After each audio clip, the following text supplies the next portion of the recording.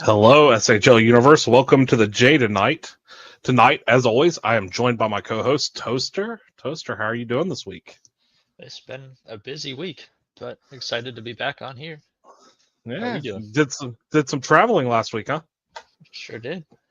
I think we shocked everybody in the league that we're just not completely about the league all the time. We actually have there's other real stuff. people. It's almost like we do other stuff throughout the time. That's crazy. I hated missing last week and tried to do that Monday episode, and that was a disaster. I will never do that show by myself again. But That was very informative, though. it was. I was just trying to get through the information, and it's all applause to Tip Toasty for him being able to do a podcast by himself, because it is really weird to try to talk and not have somebody else there to kind of talk as well. So all you're doing is just talking by yourself and feeling like you're just reading something the whole time. So I tip my hat to Tip Toasty for what he's able to do on his podcast, because I can't do it. His podcasts are great. They're a blast to listen to. I've always loved listening to him, and the way he runs down them is always great. We have our first comment from Cowboy Casanova. Brain hurty right now, so not lurking, but would like to speak on Cowboy Casanova's behalf and apologize for not getting the job done. We'll have to break into that later. But as always, we always want to start our broadcast with a trivia question. As if you get the trivia question right, if you're one of the first ones to get it right, we will give you $100,000 SHL dollars. SHL dollars. I am not rich. SHL dollars to buy a Ruby pack. And the first person to get this trivia question right wins. So the trivia question tonight is: where did the Regina Elks relocate to, and what is their team name now? So where did the Regina Elks relocate to, and what is their team name now? First person in the comments to get that will win. Let's look at the scroll, make sure the answer is not in there this time. It is not. I didn't do it. I didn't do it in a rush this week, so I was able to, and on the show sheet I separated them by 2 lines. so that there was no chance of me copying the same one. And we actually have our first correct answer right off the bat. Immediately, Chris DJD said the Thunder Bay Walleye. They did. They relocated to there. Chris, if you want bonus points, what season did they relocate bonus to points. Thunder Bay? I'm not going to try to go back through and look at my notes on that one. All right. Well, it was a absolute whirlwind of the week for the J this week. Not only did we have one, yep, I think you're completely correct. It was either 78 or 79. I think it was 79. So that one is correct. So I will message me on Discord and I will get you taken care of. So we not only had one playoff round simmed, we had two playoff rounds simmed this week. We are going to be giving our thoughts, surprises, disappointments. And then also we're going to kind of go into off-season stuff. We're 1 week away from the off-season beginning. What schedule is looking like ahead? What's going to keep you interested during the, what is it, about a 2.5 week, 2.5, something like that, yeah. Dead period that we go through here. What are you going to find enjoyable? That is one of the things that I have listed is 1 week till expansion as well. So let's jump right into it. Let's go into the playoff recap and our own predictions if you want to. So we'll start with the South Conference. I'll let you take the first one away, Toaster. The first one I got on here is the St. Louis Scarecrows versus Nevada Battleborn. Surprisingly, well, it's kind of surprising. Went to 7 games. St. Louis managed to pull it out with 3 unanswered goals in the third period to win. Yep, that game 7 was really fun to watch. St. Louis went up 1-0 early. Nevada battled back, got a 3-1 lead heading into the third, and then St. Louis just put it all the way in there and ended up winning that series. I don't think it was. I mean, it would have been a surprise if Nevada won, but the way they played, I don't think was a surprise. I had the game going to 6. Yeah, I did my predictions, so. Most games were fairly close. Let's not talk about most games. Okay. I don't want to get into that. Tommy wants to know, did we make you nervous, Toaster? A little bit. I was on vacation for the first 2 days and then came back to it, and I'm like, oh, that's interesting. The second series faced the number 2 seed Carolina. They were going up against Colorado, and they won that series 4 games to 1, so it went to 5. That was actually spot on my prediction. Kari got mad at me, said that I was on jinx them, but I called it. I hit the nail on the head on that one, and not really much of a surprise anything in that. Colorado is building up. And doing everything that they can to get better throughout the years. So this was an off year for them, and they'll battle back from it. Yeah, and can't be good every year. But. And then going down, this one was a little bit surprising to me, not because Ottawa won, but that it only went to 5 games. So Ottawa beat Detroit 4 games to 1. When I was doing my predictions, I felt like they were going to take it to 7. And it was a really quick series on that one. Yeah, looks like 4 of the 5 games were 1-goal games. Yep, it was still very, very close games, but the series was just all ran away with it. Yep. Then moving on, we have Maine ended up beating San Diego 4 games to 1 as well. Maine had basically complete control throughout that whole series. The one game they lost was the only questionable thing that happened, but in all honesty, it was a pretty well all in Maine's hands. And I had Maine winning in 7. And they ended up going in 5. Just got half of it, right? Yeah. A lot of teams performed better, better on the road than I was expecting. And then, so that brings us to the North. Do you want to get into the biggest surprise, or do you want to save that for later? Well, do you want to talk about your sadness I get- first or last? I'm good with talking about it first. So Kelowna did sweep. That was the only sweep in the first round. Anchorage. I really felt like we had gotten better towards the end of the year, and I thought it was going to be a whole lot closer. Now, what I would say is that 2 of the games, one of them went into double overtime, one of them went into overtime. But Anchorage could just never find that one goal to put them on top and stay on top. That, it's disappointing as a boat, but seeing what Anchorage did in the next round, I'm not completely upset about it, but I felt like it was going to be a little bit better of a series, but Kelowna absolutely did what Kelowna did in the first half of the season. Just blew the brakes off of us. Yep. Not really surprising, but also surprising at the same time. Yep. I mean, I felt like it was going to be close, but that might have been Homer thinking, and I think I even said that when I predicted it to go to 7. I said, this is about as Homer as I can become on this. But yeah, it happens. It just sucks that it's happened in back-to-back years for Anchorage. Sitting through 2 sweeps is never fun, especially in the first round.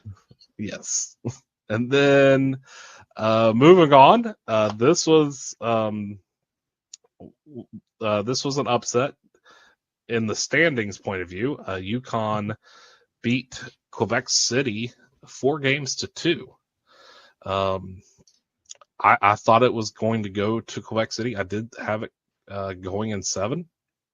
I felt like QCC had the better road record and the way better home record. But UConn jumped out, won the first 2 games on the road, which was then funny because QCC then won the next 2 games on the road. And it was like, all right, they're going to tie it back up. And then just UConn took both the home and the away game and, ran away with it. So 1 in 6 games. Just an overall great performance by UConn in that first round. And Cheese Tax was playing a lot during those games. It was indeed. So if you're a fan of the Cheese Tax, you had quite the show. If you hate it, you hated watching. And then Vancouver versus Newfoundland. Vancouver won in 5 games. They had 4-1 series win. Pretty much felt like Vancouver was going to win this series. I had Vancouver in 6, but they won in 5. And I even said that I felt like Newfoundland was coming back down to kind of the mean. They jumped. They did so well during the regular season, better than a lot of people thought. And eventually it was going to come back down to earth. And that series, they kind of came back down to earth on it. Yeah, balanced it out. And Vancouver won all of the games. All 4 of those games that they won by 3 or more goals. So just an overall really great win. 2 of them were 6-0 shutouts. Yeah. Vancouver is starting to do what Vancouver does. Yep. Love them or hate them, the Whalers are there. Yeah. And then the upset of the first round. It hurts me a little bit because I've been championing this team for 3 weeks now, and then they get into the playoffs and fall flat on their face. Thunder Bay beats Great Falls 4-2. Just absolutely crazy. Great Falls the shocker. Great Falls jumped out to a 2-game lead. Mm-hmm. Like they jumped out, and then Thunder Bay just swept the next 4 and moved on. I don't know what happened. I don't know if strategy was shifted on either the Thunder Bay side or the Great Falls side, or what happened, but that was Early definitely on, not. Thunder Bay was saying the only wins that matter are in the playoffs, and they proved it. And I will give a good shout out here to. I was listening to the Fourth Line podcast earlier today, and one of them on the Fourth Line podcast said that only two people that did the playoff predictions, which it's only rookies that are able to do the playoff predictions. Only two picked Thunder Bay to win that series. So that's how Looking smart now. Yeah, that was how much of a upset that was. So thoughts on the first round? What's one of? I mean, we kind of talked about. I don't want to go right back into the Great Falls Thunder Bay. What's What's one of your surprises of the first round? Can we talk about the boats? Go ahead. I didn't exactly think Anchorage was going to win that, but I didn't think they'd get shut out. I don't think it was a homer choice of you to think it would go to at least a game 7, regardless of who's winning.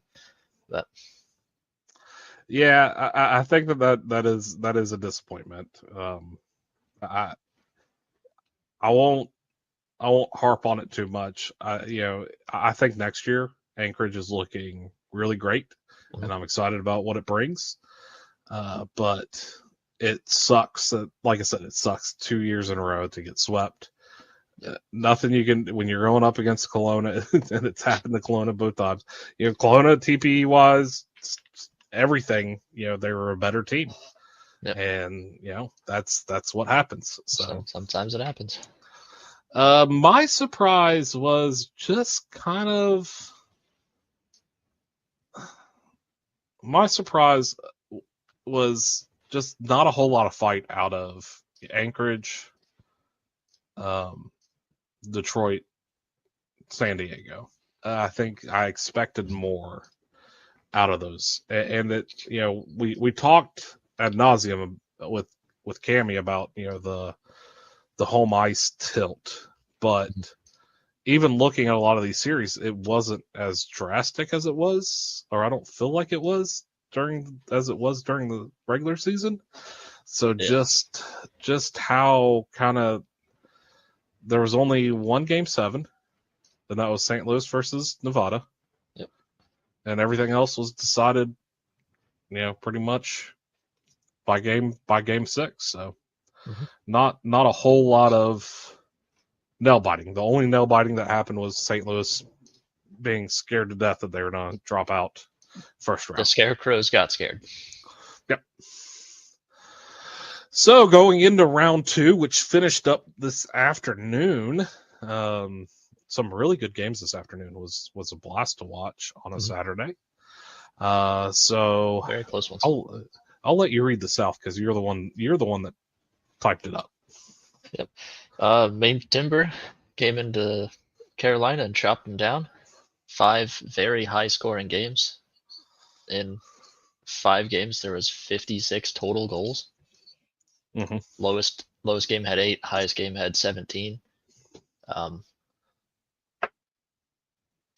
don't know what happened. They just forgot how to play defense, I guess. But Maine had 31 goals. Carolina had 25. And I'm surprised that one only lasted 5 games with how powerful both teams seemed. Yes.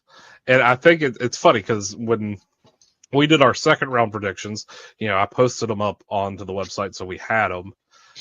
This was the only difference we had win-wise. So you had Carolina winning in 7. I had Maine winning in 7. So that, we knew it was going to be, or we felt like it was going to be a really, really close series. Which it was for the most part. It was. Doesn't seem like it with the winners, but it was. And Carolina, Carolina did kind of overachieve a little bit this year, getting into that 3rd spot, and then 2nd in the South. And Maine is a solid team, so it wasn't a crazy pick to pick Maine at all. No, not at all. And all I can say on it to finish it is it's going down. I'm yelling timber. We heard that a lot. And then there was another game in the South. Yep, next one, going to another 7 games. The Scarecrows beat the Ottawa Highlanders, taking over the high ground there. Also, another back and forth, could have went either way. St. Louis had 44 goals, and they let in 34. Another high-scoring one. What's that, 70, 78 total goals in 7 games? Yeah. Defense does not exist, I guess. In the I playoffs. was honestly shocked that this went to 7. Me too. I think I felt like my prediction was 6, but I felt like I was being a little bit longer on that because I felt like St. Louis should have probably won in 5, but Ottawa just, I mean, the games Ottawa won, they would just get heated up and go. Like it was like goal. They took. Game 1 was back and forth, 8-7, and then I don't know what was going on. Either a sweeping win or they were close. There was no. Yeah. I did put his comment up a while ago. Sean wants to know, the games are still going on. Yeah, that's how I feel too. They are. They're still on there if you want to watch. There's still things happening. All right, then moving on to the North. I mean, Thunder Bay got out of that first round only to run into the buzzsaw of Kelowna. And Kelowna made very quick work of them, sweeping them in 4 games. Kelowna scored 27 goals during that 4-game series, and only gave up 10. So they had a plus 17 in those 4 games. Just made very quick work out of Thunder Bay. Which, being on Thunder Bay, be more than excited that you got out of that first round, because I've yet to get out of the first round. I think, I mean, if you want to jinx them, you can say that. That is true right now. They are 8-0 in the postseason.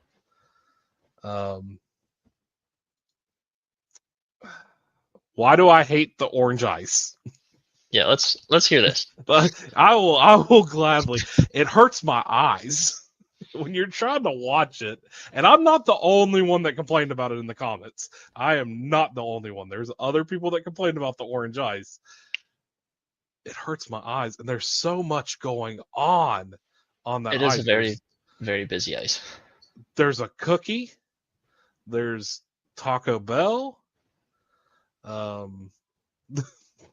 There's writing that I still haven't figured out what the writing says on one of the face-off thoughts. It is a lot. So I hate that you guys did in advance. I am happy I don't have to see that ice for the rest of the postseason. So I'm sorry. I'm sorry. It's okay. I'm fine. I'm fine being wrong in my opinion. I've been wrong before. My only complaint with it is that it's the same color as their jersey, so it's a little hard to differentiate the players. I don't hate the orange ice. It was just. That's what I'm saying. I just when you add in the orange, and then you add in the players, and then you add in whatever they spilled on the canvas, whoever dropped the cookie, whoever dropped the Taco Bell, and all that, it becomes a little bit too much while you're watching it. So I will say I prefer that than the other drawing that was considered, because the other drawing looked like it was like roller hockey, like a whole roller hockey rink. So I prefer that orange ice over the other option. But which one do you hate more, the orange ice or the piss ice? The piss ice. 100%. 100%. I think if it came down to the final ever being Thunder Bay versus Carolina, and they each had their ice, I just want to watch it. I'd just check the index afterwards. I'd be like, "No, I'm good." I'd agree with that. Thank you. What are your thoughts on the Carolina orange ice? Since Mine? Since you hung me out on the street by myself. I mean, I don't hate it as much as you, but it was difficult to see the players. Yeah. Toaster's out here politicizing. He doesn't want people to dislike him. So he's saying it in a really nice way. It could be better. Maybe I just have like undiagnosed ADD and it just kicks it in when I see the ice. Thank you for bringing up that conversation. So Vancouver ended up sweeping UConn in 4 games. So 2 sweeps in the second round. And just like the Kelowna Thunder Bay series, no game was really close. Vancouver scored 24 goals in those 4 games and only gave up 8. So they ended up walking away with a plus 16, which is just 1 goal shy of what Kelowna did against probably a little bit of worse competition than UConn. Yeah. And I love that people over at Thunder Bay don't hate me. Just because I commented about, I'm definitely getting a letter from the J office. Don't get a nicely worded Discord message from the J office. It just says, "Thank you for your opinion. Now stop talking." Do not bring this up. All right, so the conference finals are set. So for those of you who don't know, the conference finals will take place Monday, Tuesday, Wednesday. And then the 4-Star Cup will be on Thursday, Friday, and Saturday. So we will not be able to do an update, obviously, midweek, unless we just post our picks. Yep. But here are the conference finals. We have St. Louis taking on Maine. Season series was tied 3 wins apiece. Scores of those games featured 5-1 Maine, 2-1 St. Louis in overtime, 4-1 St. Louis, 4-1 St. Louis, 5-4 Maine, 3-1 Maine. So let's go in. Pretty much every time. What is your prediction for this series? They're both good teams. I'm not gonna say it's a homer pick to pick my team here. No, absolutely not. I would absolutely not be shocked though if it goes to yet another Game 7, putting St. Louis at 21 games played already. But I think St. Louis could take it, maybe in 6, probably 7. I don't think it's definitely not a homer pick. I didn't put that chat up on the screen to berate you. But I think it's going to be a very tight series. Yeah. If this was real world hockey, I know, shocker. Everybody take a deep breath. This is real fake hockey. It's real fake hockey. I think St. Louis would be in a better position because they've faced very tough series after very tough series. So you take that into consideration when picking and saying, hey, more than likely they're going to come out on top because they've been through it. But since these are just Sims and the happiness is reset, I don't know if it benefits St. Louis, but at the same time, I don't think it hurts St. Louis on the other end because, stamina kind of gets, resets, as the rest happens. So looking at the scores, I'm going to go and say Maine in 7. It's a flip of a coin. if the playoffs had played up to this point with home ice having that advantage, then I would probably be sticking with St. Louis. But I just feel like it might be Maine. So I'm going to say Maine in 7. We'll see. We'll see. And then we have Kelowna versus Vancouver. Kelowna has won 4 games. Vancouver has won 2 this season in the series. They have faced each other, and it has been very close every time. So Kelowna won the first game 1-0 on the road. Vancouver won, or then Kelowna won 5-4 at home. Kelowna won 4-3 at home in overtime. Then Vancouver won on the road 4-3. Kelowna won on the road 4-3, and then Vancouver won at home 4-2. So Vancouver was by prediction to be one of the better teams. Yep. Which not outlandish, but no.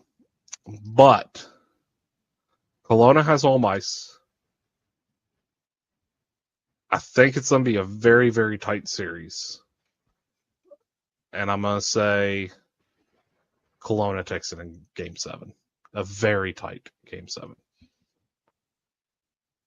You think that either team's going to finally see a Game 6?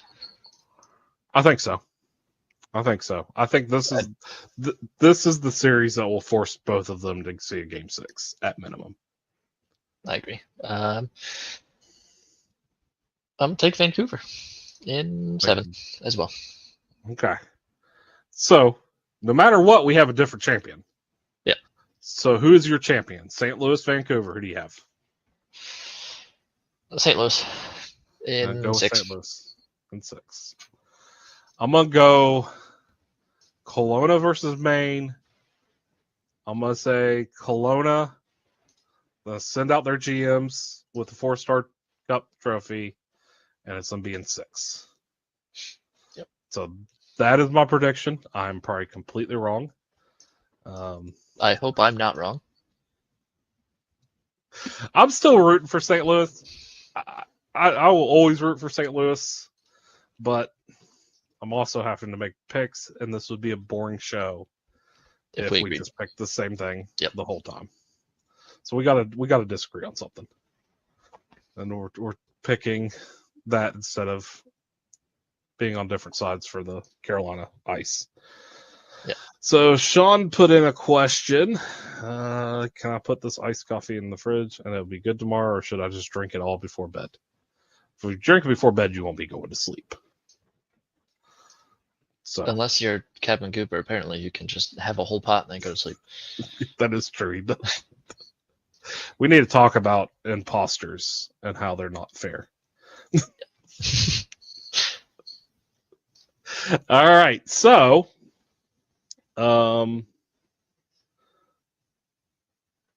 let's go into the in-season cup.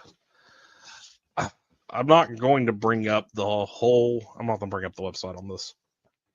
Just too many moving parts. But we didn't get to talk about it because we were gone. So the in-season cup wrapped up. Just to remind everybody, the winner of the 4-star cup last year started with the in-season cup, and that was Carolina. Kelowna is actually walking away with the longest streak of holding the cup at 14 days. And surprisingly, Anchorage is who ended the season with the in-season cup. And they got one of the cups. They held it for the last 4 games of the season. So, yeah, take that. We won a cup. We had a parade. It was fun. And that's why we struggled against Kelowna and got swept, was the parade for the in-season cup. You were too tired from the parade, couldn't keep up. It's like football. There's so many different trophies going on at once. So let's go with the teams that had the cup for the most days. So Kelowna was number 1. They had it for 36 days. Great Falls came in at number 2, holding it for 24 days. Vancouver came in at number 3, holding it for 14 days. Ottawa came in at 4th, holding it for 11 days. And Carolina, Detroit, and Newfoundland all tied for 5th, holding it for 9 days. Who did you have as the teams in your group? I can't remember, but I did not do good, so does it really matter? I did actually end up with some points. Let's see. I had St. Louis, who had 4 points, and then Maine, who had 0, Nevada, who had 4, and Thunder Bay, who also had 0. Thunder Bay let you down. Everyone did struggle against Kelowna all season, but everybody struggled against St. Louis too. It was, and then 01 says, "I remember when Kelowna beat Thunder Bay 18-3. That was the first. That was the first sim week." And everybody, even us, were like, "Oh, this is not good for FHM 10," and how this is going to start out. And it settled down. It settled down pretty quickly. There was quite a few of those games where it's like, "Oof, this is brutal," but overall, I think it's settled out. And some people got a really good jump start on plus minus. Oh yeah, because of that game. So, yeah, everybody remembers that game. As always, as you see, I'm posting questions, comments up on the screen. If you have any questions, we're coming towards the end of the show. Please post your questions for us so that we can talk about it. Bring up anything that you'd like us to talk about tonight, and I'm going to continue on. There was a good question. I'm going to answer it after I finish this last part of this segment on this. So the top 3 users and points, I went through the standings, and these are the top 3 users. Coming in 3rd with 74 points was 01, finishing, winning his group, and also coming in 3rd out of everybody. Coming in 2nd with 75 points was JPC 8237. And then winning, having the most points out of everybody in the in-season cup with 78 points was Leafs FTW 1967. I think when we first talked about the cup, they were in lead. They just kept adding to it and ran away with it. And then, so now I'm going to bring up the question. I know you weren't in it, Patrick, but question for both of you. If you join next year, what will be your drafting strategy for in-season cup next year? Now that you know what it's all about. Ooh. My strategy is going to be whatever will make me end up with 0 points again. Just picking the worst teams, and then that's how it gets better. I think it just comes down to the regular season is such a different animal in the J, as we're seeing. I think you see some teams struggle during the regular season, and then once playoffs hit, they're a completely different team. And then you see teams who cruise through the regular season, and then they get upset in the first round. So with that in mind, I think my drafting strategy is going to be kind of looking at which GMs have had the most success, or not even, they don't even have to be GMs anymore, any of the tacticians that stay down to do strategy, who's had the most success with that over the last couple of years, and start picking those teams just consistently. Because I feel like you do see some consistently decent teams, and if they can win one game against the cup holder, then they can possibly run into a huge lead with it. I mean, but Kelowna wasn't a bad pick this year. I mean, that wasn't a surprising pick, but they kind of just kept running away with it. So that is a great question. I really like that. I'm getting rid of the trivia question. So that's kind of difficult because it's not really who's the best. It's when who plays who. Mm-hmm. But and how that's on look. Yep. And I've joined the staff for the in-season cup. We're working on making changes for it. Hopefully, everyone will enjoy them. Don't want to release too much yet. So you're on the staff of it. Yes. Oh, I can't wait to chew you out if you do something that I don't like. What that could be? I'm just, you know what it could be. I wonder what that could be. It's going to be a long episode for you next time. Every time we bring it up, I'll be like, and this is Toaster's in-season cup. Toaster's pretty much the face of SHL. Awesome. I don't know about that one. Uh-huh. You're out here doing solo podcast.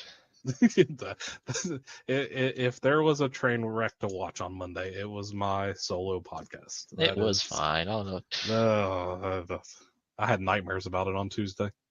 Woke up in a cold sweat. Cold sweat. Don't ever do that again. Don't make me go live. I can't do that again. Yeah, we're looking at all the feedback from the in-season cup. So hopefully the majority of people will enjoy. Yeah. I think I'm pretty sure I did put feedback. I'll have to double check. I know I didn't participate, but also kind of, wanted to express my opinion. I will say I'm not 100% against adding SHL teams. I think it will increase, people participating, and that's always a good thing.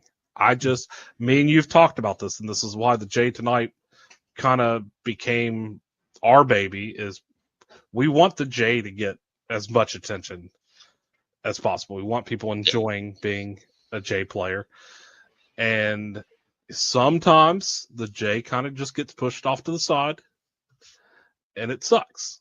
So hopefully this is something that is able to bring more eyes to the J consistently, and we can kind of build off of that. So I appreciate everything that you guys have done with the in-season cup. I was excited that it came. I just didn't sign up because I had a lot of stuff happening right there. And so everybody that put work into this, everybody that created this, thank you. Thank you for doing it. I think it was a great success for the first season, and I can't wait to see what's added to make it even better in the following seasons. Yep. And creating it is all GMs and Grum. They did all of it for the season that just happened. I joined afterwards. I take no credit there. Yeah, I thought you joined just recently, but that is how many jobs is that for you? What are we up to now? Co-GM, media, board committee, J tonight, and in-season cup. So 5. Man, and every time I even talk about another job, people are like, "Are you sure? You sure you want another job?" I'm like, I can do it. Toaster's actually the overlord. He's the one pulling the strings. Yep. Patrick's just the face for it. I'm the face for it. I can get that. Toaster doesn't want to be blamed for being the overlord, so I'm just the front of it. When I think it was Fancy, and I had a long conversation when I had first joined about new players getting jobs. So I will probably be stepping down from some of them, like probably media and maybe the award committee. We'll see how it goes, but they're both good jobs to get rookies involved and have their foot in the door. And that was me and Mike had that conversation too when the podcast creator position came up. I listened to almost all the podcasts. I really enjoy them. There's so many good podcasts out there for the SHL, and it's always worth just listening to. And I was like, I want to apply for this. I'm going to put my application in for it. But if you get somebody who's new and doesn't have a job, please don't hire me for it. I'm okay with not getting the job because I'd rather somebody else get it, because that could create them, listening to these podcasts, getting drawn more into it, and then it creates even more involvement in the league and more things, which we're going to talk about after this next segment, because me and you had talked about it today, and we're gonna go ahead and announce it. And if I get in trouble for it, then I'll blame Toaster. Yep, BV said, and I thought I was going too far with SHL Co. Deep Dive Team, and now Fedhead for Quebec. Nope, Toaster has all this beat. What it really was, Toaster didn't want to be involved in this many jobs. I started catching up with him in money. Yep. Then he just started adding more jobs on. This off season, I'm gonna pull away. Can't let Patrick catch up. So let's move into, again, if you guys have any questions, post it. We'll share it on the screen. G-Ham says, not that it's competition, Historian, SHL, All-Star Casino, In-Season Cup, Head, Awards, and Carolina Coach GM. Just, you guys are killing it out there. You're killing it. And BB says we have to add being a Snorlax to G-Hams. I'm just a hoe, and I'm the Jason Knight podcaster. So, woo! 2 jobs. Just a hoe. That's why I said it. You're doing WJC had GMing? Yeah, I am GM. I don't count. It's a 2-week thing. I don't count that It's still as a job. I enjoy it though. Which brings us into our next topic, off-season happenings. So next Sunday, we will be entering the off-season and some exciting times. So just to keep everybody updated on dates, and these could change, and some of these are just ranges because nothing's been set yet. So the new season begins June 2nd.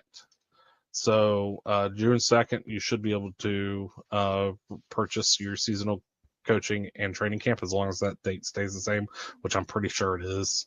Pretty much it's right after that. And then right now, the World Juniors is currently in drafting phase. Some teams are completed. Some teams are still getting filled out. A lot of those rosters will be coming out this week on the website. So pay attention to the website to see what team you got put on. It might not be the federation that you're in. If you're in USA or Canada, some of those, if you don't get drafted by one of those 4 teams there, other teams have a chance to pick you up so that you actually do get to play games. It gives you a chance to get more games going, be able to watch something instead of just 2 weeks of nothing. I do like that they do that, where you can go outside of your Fed for the World Juniors so that you at least have something. And there's been other pitches of possibly other stuff happening. And not this season, but in the future. That will be really awesome to see. And as soon as that's able to be announced, once everything gets sorted out with it, I think a lot of people will be excited about that as well. So World Juniors, the games will begin roughly around June 7th and will end around the 13th.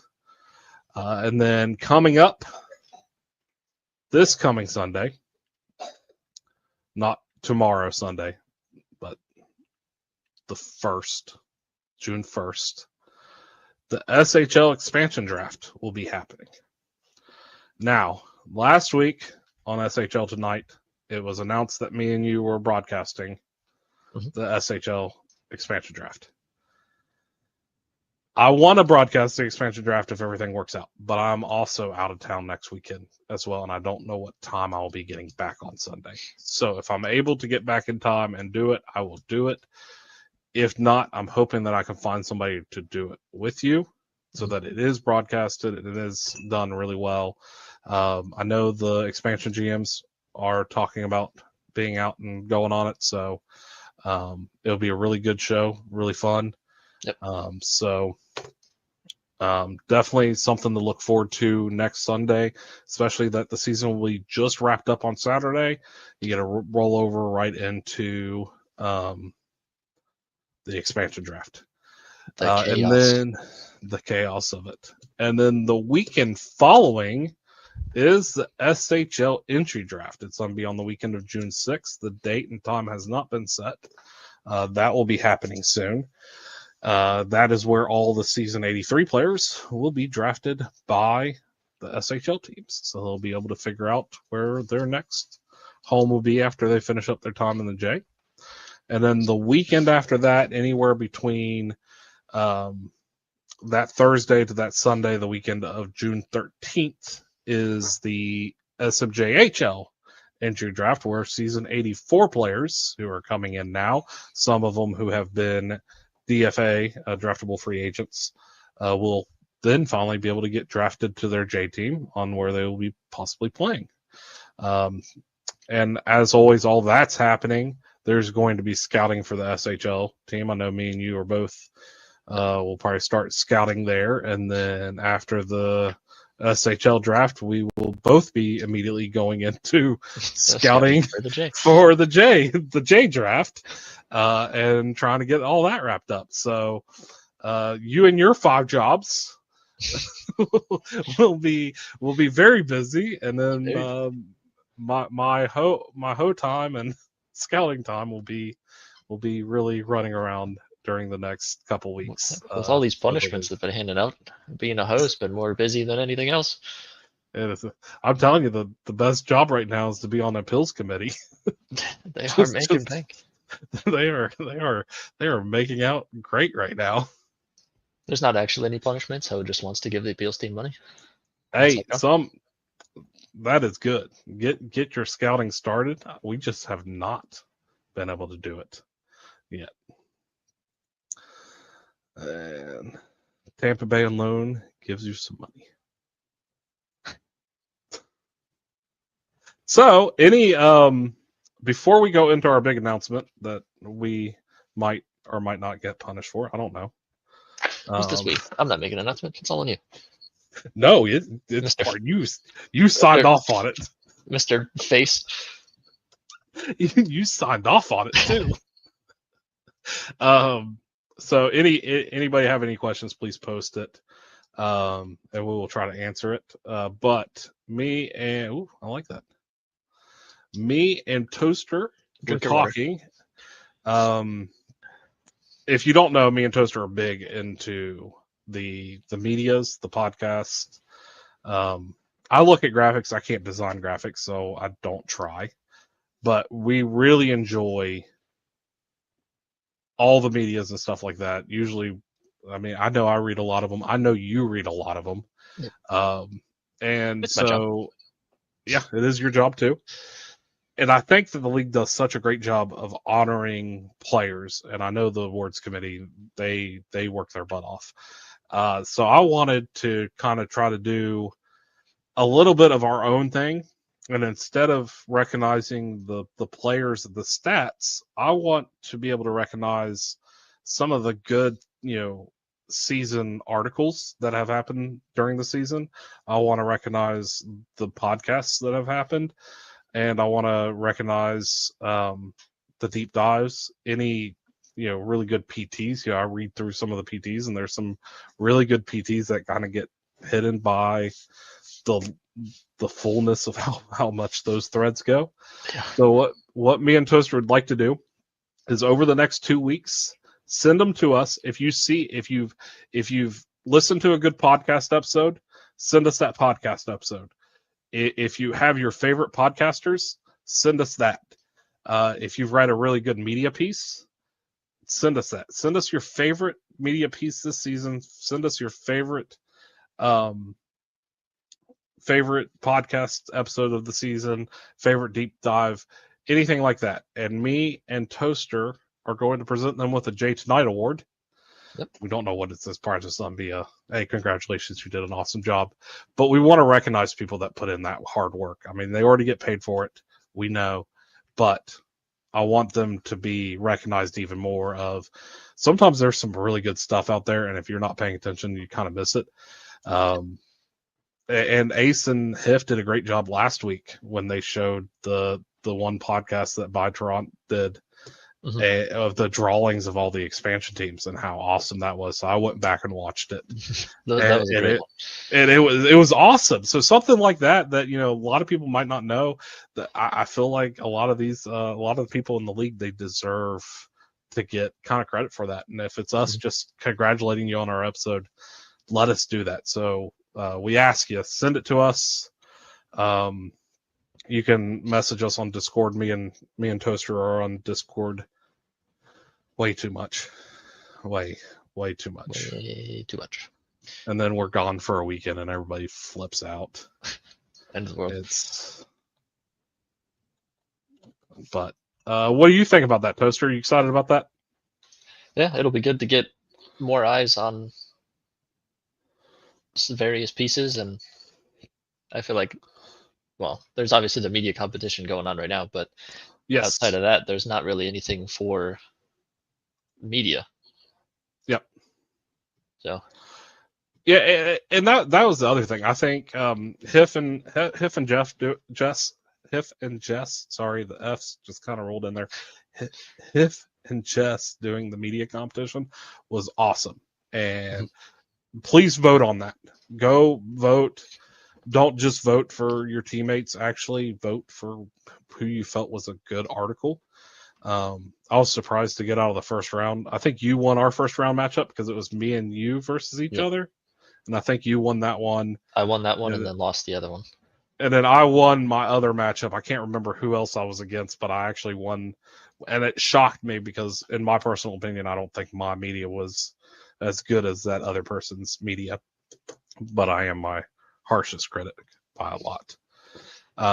And BV saying, I think media deep dive podcast highlight each week would be a great idea. I want to do that. And I really, I wanted to try that when we first started out the show, but sometimes we get into topics and stuff, and a lot of our segments kind of get pushed off. I wish I could.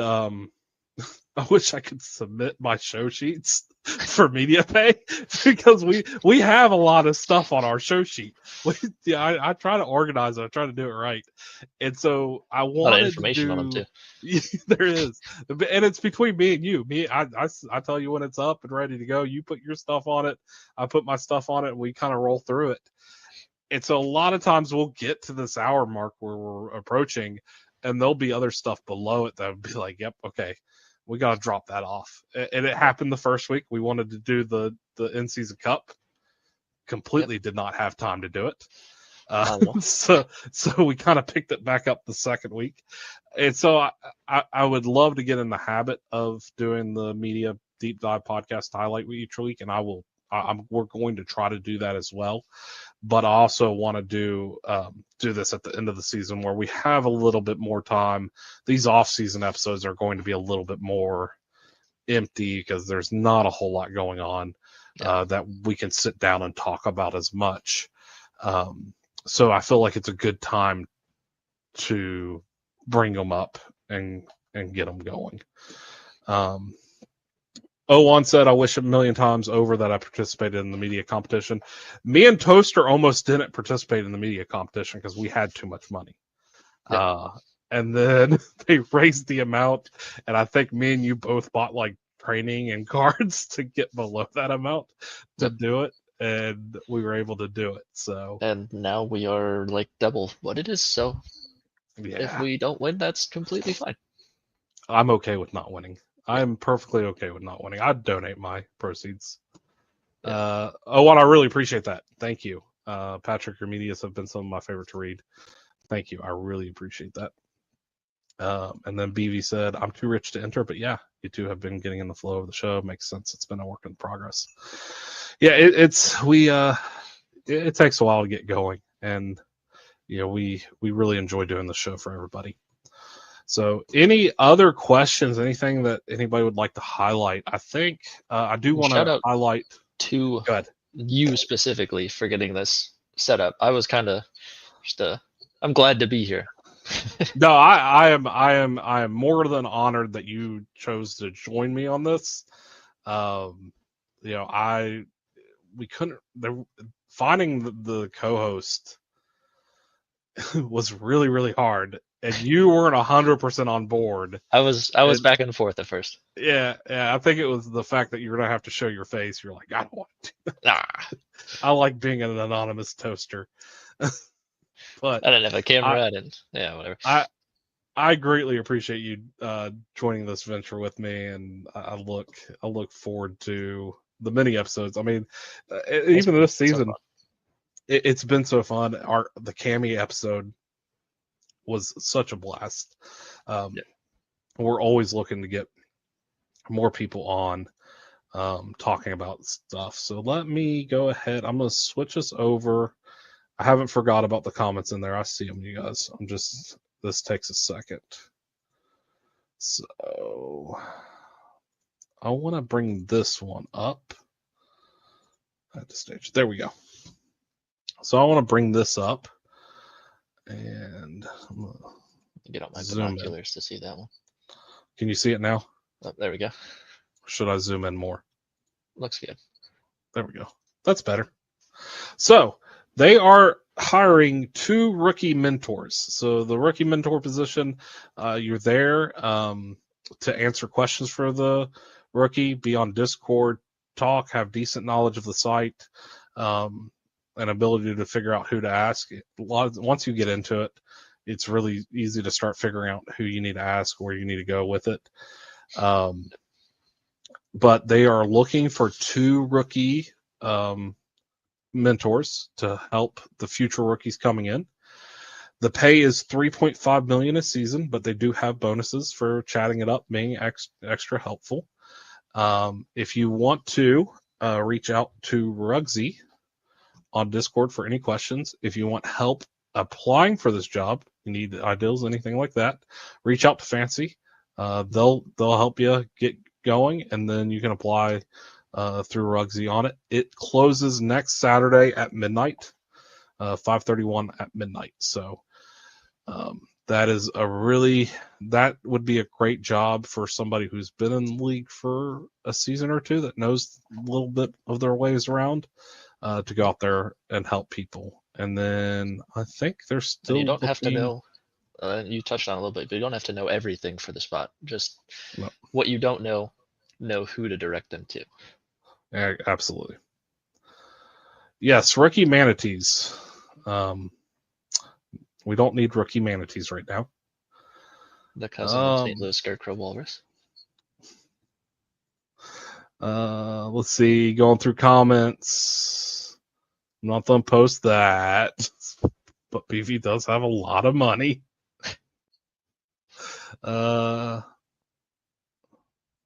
Yes. Cammy is very, very fun to talk to. Great person to talk to get more information about any stats and stuff like that. Really great. Not sure to check the site, but I would assume GMs are not allowed to apply.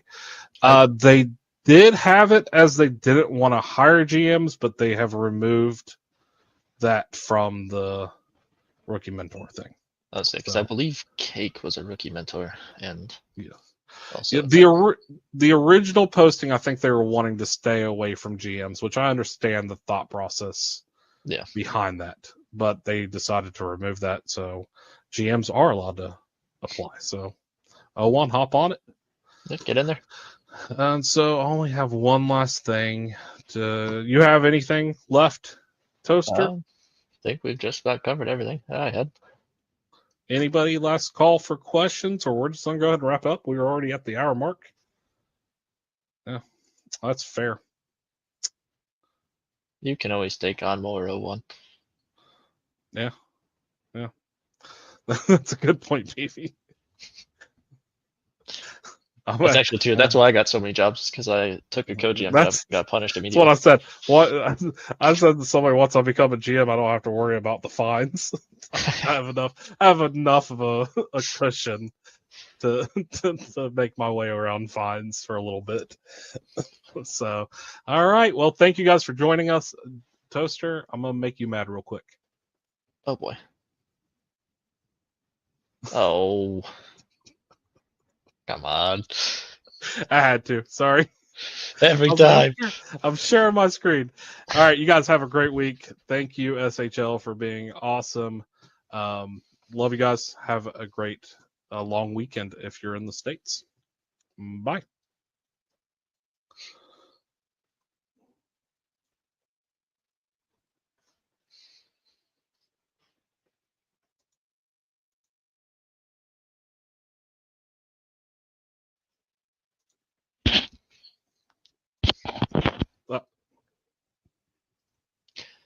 Wasn't